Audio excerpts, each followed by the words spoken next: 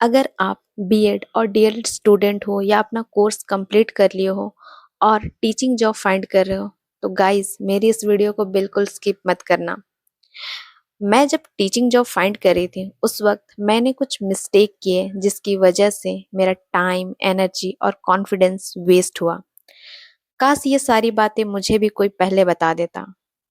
इसलिए आज मैं आपके साथ अपनी रियल मिस्टेक शेयर करने वाली हूँ उस वक्त की जब मैं जॉब फाइंड कर रही थी, ताकि इन मिस्टेक को अब रिपीट ना करो। Hello everyone, welcome back to my channel मिल्का स्वांसी। आज की वीडियो में मैं आपके साथ अपनी टीचिंग जर्नी का एक इम्पॉर्टेंट पार्ट शेयर करने वाली हूँ।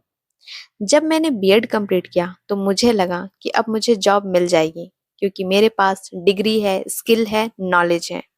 But reality was totally different. और इस जर्नी में मैंने कुछ ऐसे मिस्टेक किए जो अधिकतर फ्रेशर्स अपने टीचिंग जॉब फाइंड करने के वक्त करते हैं। मैं बस इंटर कॉलेज को पढ़ाना चाहती थी और इस एक जिद की वजह से मैंने कितनी सारी अपॉर्चुनिटी मिस कर दी। जैसे मुझे प्राइमरी स्कूल में पढ़ाने का मौका मिला, मुझे मिडिल स्कूल में पढ़ाने का मौका मिला, मुझे ट्यूशन इंस्टीट्यूट में पढ़ाने का मौका मिला, बट मैंने इन सारी अपॉर्चुनिटीज को मिस कर दी। बट बाद में मुझे रियलाइज हुआ कि मुझे इन सारी अपॉर्चुनिटीज को मिस नहीं करना था, मुझे इन्हें ग्रैब करना था, क्योंकि यहाँ से मुझे एक्सपीरियंस गेन होता। और टीचिंग में एक्सपीरियंस का होना बहुत इंपॉर्टेंट है। इसलिए जो गलती मैंने की वो आप मत करो। कहीं से भी आपको पढ़ाने का मौका मिले तो आप वहां पढ़ाओ, छोटी हो या बड़ी हो, वो हर जगह से आप एक्सपीरियंस गेन करो, क्योंकि कभी कभी हमारी इन छोटी छोटी जगहों से मिली हुई एक्सपीरियंस हमारी फ्यूचर के लिए फाउंडेशन बन सकती है। स्टार्टिंग में हमें आइडिया नहीं होता कि हमें अपने एप्लीकेशन को कहाँ और कैसे भेजना है। तो उस वक्त मैं क्या करती थी, मैं ऑनलाइन जाती थी और जिस भी स्कूल में मुझे एप्लीकेशन भेजना है उस स्कूल के वेबसाइट पर जाकर मैं वहां से ईमेल आईडी निकालती थी और उस ईमेल आईडी पर अपना रिज्यूम सेंड करती थी।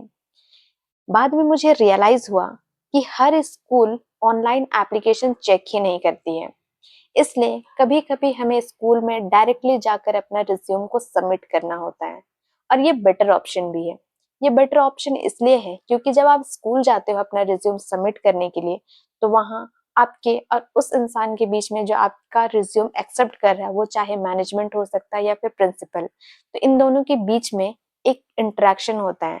और उस इंटरेक्शन में अगर आपने अपने आप को अच्छे से रिप्रेजेंट किया, आपने उनके साथ अच्छा से कम्युनिकेट किया, अपने आप को कॉन्फिडेंट दिखाया, तो आपके पास हाई चांसेस होता है कि आपको कॉल करके बुलाया जाए। मुझे लगता था कि क्वालिफिकेशन और कॉन्फिडेंस इनफ है आपको जॉब दिलाने के लिए, लेकिन इंटरव्यू में सिर्फ आपका क्वालिफिकेशन और कॉन्फिडेंस नहीं देखा जाता। वहाँ पे कम्युनिकेशन स्किल चेक किया जाता है, आप क्लासरूम कैसे हैंडल कर सकते हो वो देखा जाता है, डेमो क्लासेस आप कैसे दे रहे हो वो देखा जाता है, आपके पास कौन सा स्किल है, कौन सा स्किल का आप यूज कर रहे हो वो देखा जाता है, और आपके सब्जेक्ट नॉलेज। तो ये सारी चीज बहुत इंपॉर्टेंट है। इन सारे चीजों के लिए प्रिपेयर होकर जाना, क्योंकि जितना अच्छा प्रिपेयर होकर जाओगे उतना हाई चांसेस है कि आपको बुलाया जाएगा।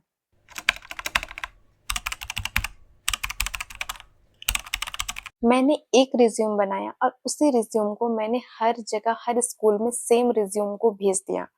बट आप ये गलती बिल्कुल मत करना, क्योंकि हर स्कूल में टीचर की रिक्वायरमेंट डिफरेंट होती है और आपको अपने जॉब के अकॉर्डिंग अपने रिज्यूम को कस्टमाइज करते रहना होगा।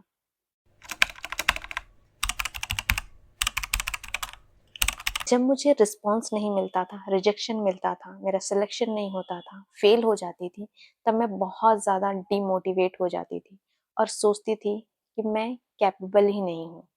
लेकिन बाद में मुझे रियलाइज हुआ, रिजेक्शन का मतलब फेलियर नहीं होता। हर रिजेक्शन, हर इंटरव्यू से आपको कुछ ना कुछ लर्निंग एक्सपीरियंस मिलता है। मेरी सबसे बड़ी मिस्टेक तो यह है कि मैं अपनी एबिलिटीज पर ही डाउट करने लगी, क्योंकि चीजें उस स्पीड से नहीं जा रही थी जैसा मैंने एक्सपेक्ट किया था। तो ऐसे सिचुएशन में डाउट करना तो जायज है। तब लगता था कि ना मेरी एजुकेशन इनफ है, ना मेरी स्किल इनफ है, ना मेरी डिग्री इनफ है, शायद मैं खुद भी इनफ नहीं हूँ।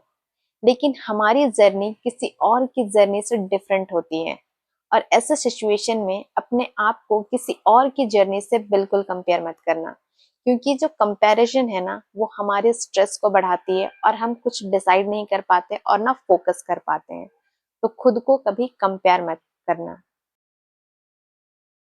कभी कभी आप कहीं रिज्यूम देने जाते हो तो वहां पर आपका उसी टाइम ऑन द स्पॉट आपका इंटरव्यू लिया जाता है, आपका डेमो क्लासेस लिया जाता है, जिसमें आपका communication skill, subject knowledge and confidence देखा जा सकता है, और क्लासरूम मैनेजमेंट भी देखा जा सकता है। तो इन सारी चीज़ों के लिए प्रिपेयर होके जाना, क्योंकि कभी कभी आपको अलग से नहीं बुलाया जाता। अगर उनको नीड होती है और पहुंच गए हो आप, तो आपको ऑन द स्पॉट इन सारी चीज़ों का डेमो लिया जाता है। टीचर से, सीनियर से, फ्रेंड से या फिर अपने नेबर से अपॉर्चुनिटीज के बारे में पूछना आपको जल्दी जॉब दिला सकता है।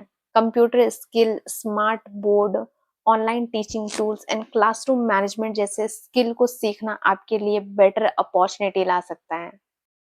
आज जब मैं पीछे मुड़कर देखती हूँ तो मुझे लगता है कि मैंने कितनी सारी मिस्टेक्स की, और इन मिस्टेक्स की वजह से मैंने बहुत कुछ सीखा।